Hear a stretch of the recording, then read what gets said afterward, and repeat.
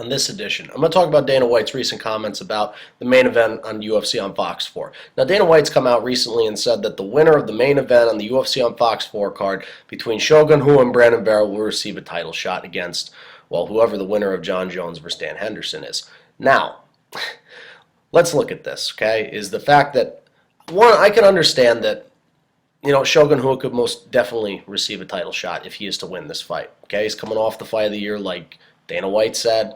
Okay, and probably fight of the century. I mean, just outstanding fight with Dan Henderson. And then you have Brandon Vera, who could potentially upset Shogun Rua and then get a title fight against whoever is to win Jon Jones versus Dan Henderson. Now, one, okay, is the fact that I pretty much think that the UFC is banking almost 100% on the fact that they're expecting Shogun Rua to defeat Brandon Vera. That's just basically what it seems. That if anybody's out of these two guys, the guy who is most worthy of a title fight out of Shogun Rua and Brandon Vera is most definitely Shogun Rua, given the fact of who he's been fighting. And it can make sense. Okay, I have no problem seeing Shogun Rua fight Jon Jones again, or Dan Henderson, whoever that be. But it's just, if you go down to Brandon Vera, and let's say Brandon Vera for some reason is to upset Shogun Rua come this Saturday, we're going to be in quite a bind here. Is that fact that I don't think people are going to be happy. There's no doubt about that. And sorry to you Brandon Vera fans, but let's just look at this, is that Brandon Vera has had struggles recently. Obviously, he is coming off of a win. However, is Brandon Vera worthy of a title fight if he's to defeat Shogun Rua? Yeah, he defeated Shogun Rua. If he is to defeat Shogun, yeah, that's a good win, but is it worthy of getting a title fight? No. Quite frankly, there's a lot of guys out there that are more worthy of a title fight if Brandon Vera is to defeat Shogun based on his record. That's just the way it is. Okay, obviously, defeating Shogun Rua would be a big task. Not only a big task, a big accomplishment, but a very tall task. If he is to do so, he'll receive a title fight. Now, quite frankly, if Shogun Rua is to lose, I would move down to the winner of Bader versus Machida. If Machida's to win, most definitely the title fight. If Bader's to win, most definitely the next title fight. That just seems to make more sense. Both of those guys have earned their right for a title fight. I mean, if Machida's to win, it'd be a win with Bader, and then obviously he's coming off of his defeat to Jon Jones. But then you have Bader, who's most definitely worthy of a title shot as well. I mean, those three guys, I mean, Shogun, if he's the win, most definitely worthy.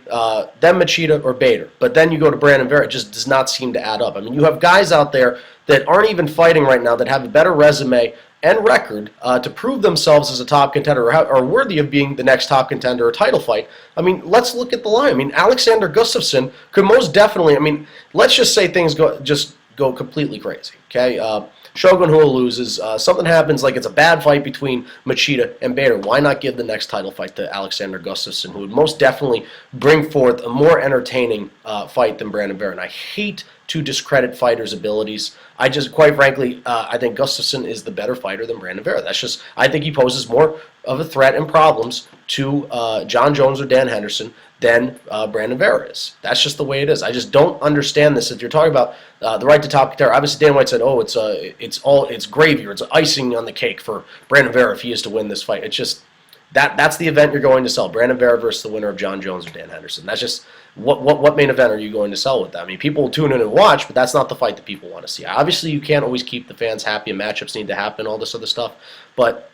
If you were to match that fight up, I just quite frankly don't see Brandon Vera worthy of a title fight. My honest opinion, I think the UFC is banking on Shogun Rua to win. He's going to be the next in line to receive the next title fight.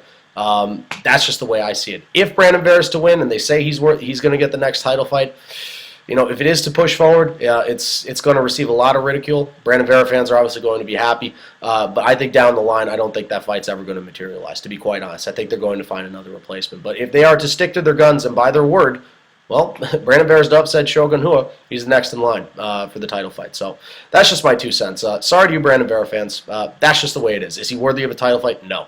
Okay, this fight happened.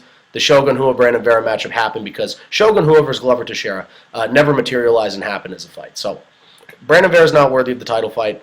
If anything, I'd move down to the winner of Machida versus Bader. That's logical. If not that, Alexander Gustafsson is most definitely worthy as well. All of those guys, all 4 of them, Shogun, Machida, Bader, and Gustafsson are all worthy of a title fight over Brandon Vera. So, one, I'm certainly going to be rooting for Shogun Rua come UFC on Fox 4, and hopefully the UFC has a change of heart. So that's what I have for this edition. It's Kyle Delaney signing off. I'm out of here.